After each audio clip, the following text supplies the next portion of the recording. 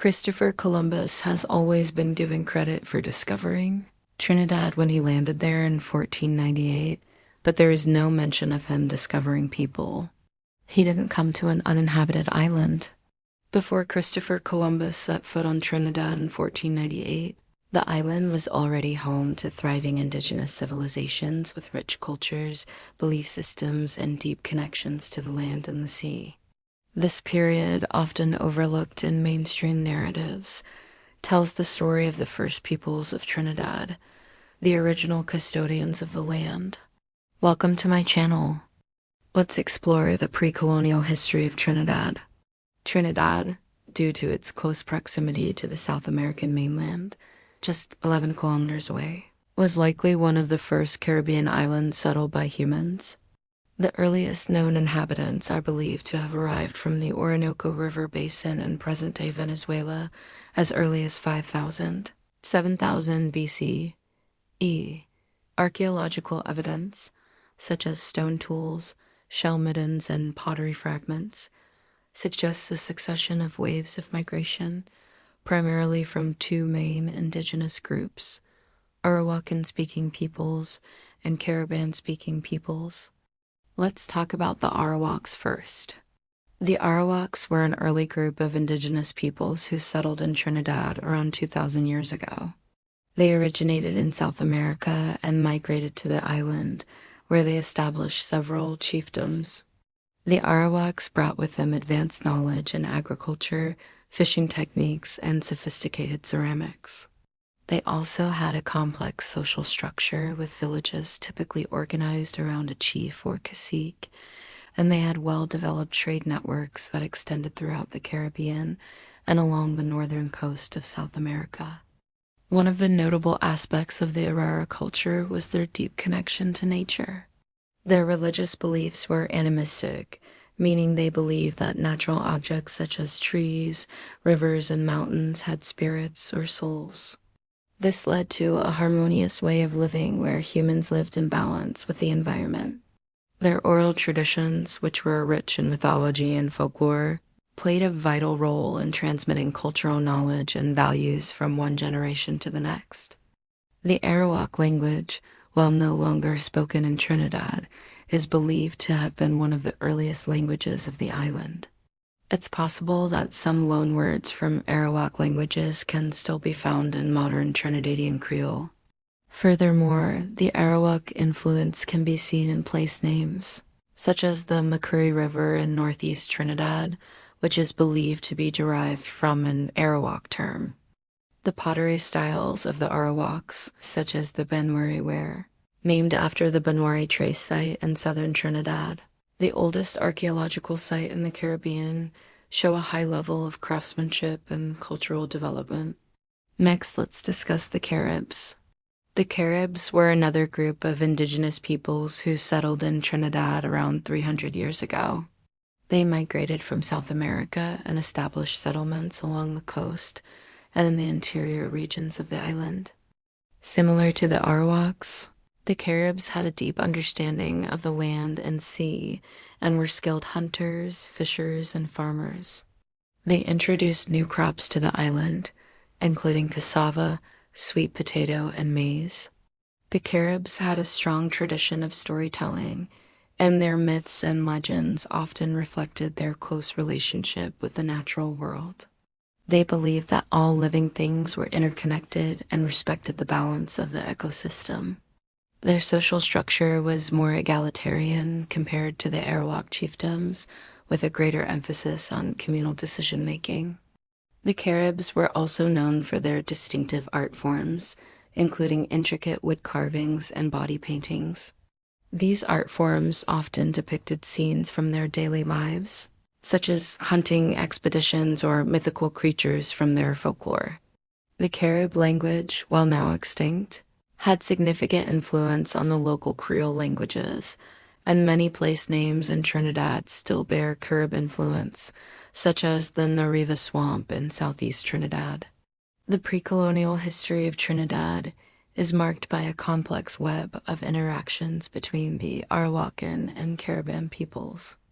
Evidence suggests that both groups coexisted and engaged in trade, intermarriage, and cultural exchanges. This interaction resulted in a rich cultural blend, evident in the aspects of their art, religion, and daily life. For example, the fusion of Arawak and Carib languages contributed to the development of the local Creole languages. Additionally, the exchange of goods and ideas facilitated through trade networks led to the adoption of new technologies and cultural practices. The Arawaks and Caribs likely traded various goods, including food items, pottery, and handcrafted items. The Arawaks, known for their agricultural skills, probably traded cassava and other crops. Meanwhile, the Caribs, with their expertise in hunting and fishing, may have traded meat and seafood. Pottery, a significant aspect of Arawak culture, was not only used for everyday use, but also held ceremonial importance. The Caribs, known for their craftsmanship, likely traded intricately carved wooden items. Trade networks extended beyond the exchange of material goods. The sharing of cultural practices and knowledge played a crucial role in the development of both societies. For instance, the Arawaks' animistic beliefs and the Caribs' communal decision-making practices may have influenced each other, leading to a blending of cultural norms and traditions. It is important to note that while these two groups are prominently featured, other smaller groups also contributed to the cultural tapestry of pre-colonial Trinidad. Each group brought its own unique traditions and customs, forming a mosaic of cultural diversity on the island. Now, let's look at what life was like for the first peoples. Life for the first peoples of Trinidad was deeply intertwined with their environment. They lived in harmony with nature, drawing sustenance and cultural inspiration from the land and sea. Their days were filled with activities that sustained their communities and celebrated their traditions. The men and women of these tribes were skilled farmers, planting and tending to crops such as cassava, sweet potatoes, and maize. They cleared the land using rudimentary tools and practiced shifting cultivation, moving from one plot to another to allow the soil to regenerate. Fishing played a pivotal role in the lives of the first peoples.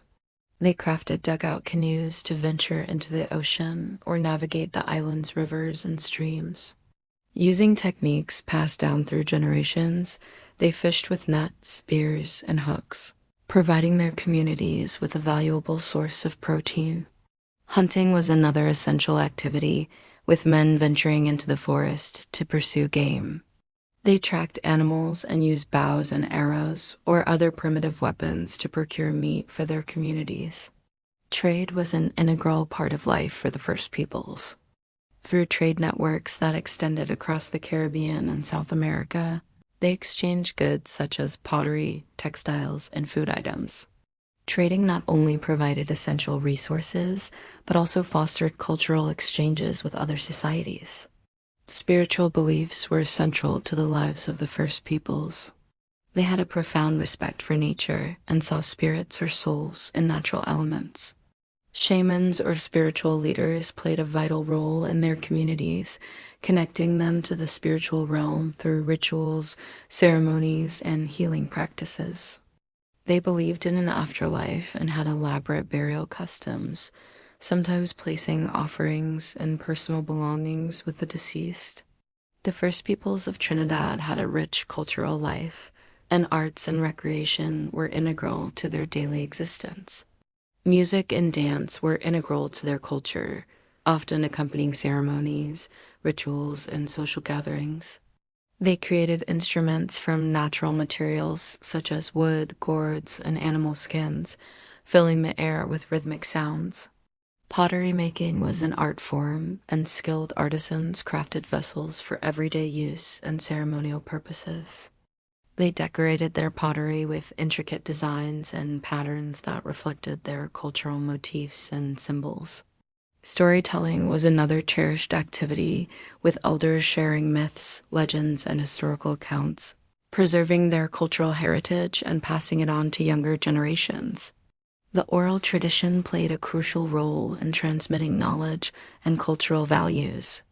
The Spanish began arriving in Trinidad around the year 1500, and by 1539, Spain officially took possession of the island.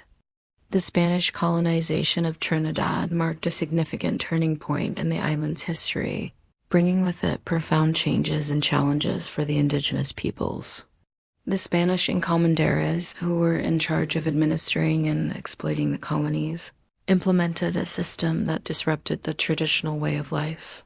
They established plantations and missions, and the indigenous peoples were either forced to work on these plantations under harsh conditions or were relocated to missions where they were subjected to religious indoctrination and assimilation policies.